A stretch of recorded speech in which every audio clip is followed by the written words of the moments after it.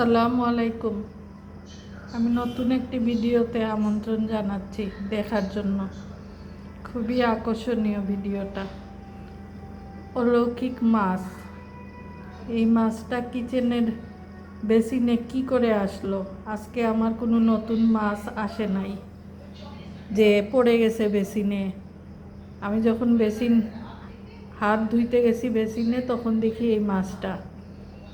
তো তুলে নিলাম, তুলে নেওয়ার পরে দেখি নড়তেছে মাছটা। পরে আমি এই পানির মধ্যে রেখে দিলাম, দেখি কতদিন থাকে মাছটা।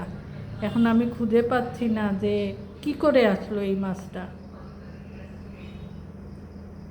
কারো জানা থাকলে কমেন্ট করে জানাবেন কিভাবে এই মাছটা আসলো কিচেনের বেসিনে। আসার তো আমি কোনো পথ দেখতেছি না।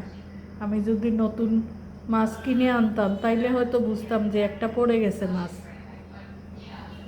এই যে নড়তেছে, কেমনে দেখাই।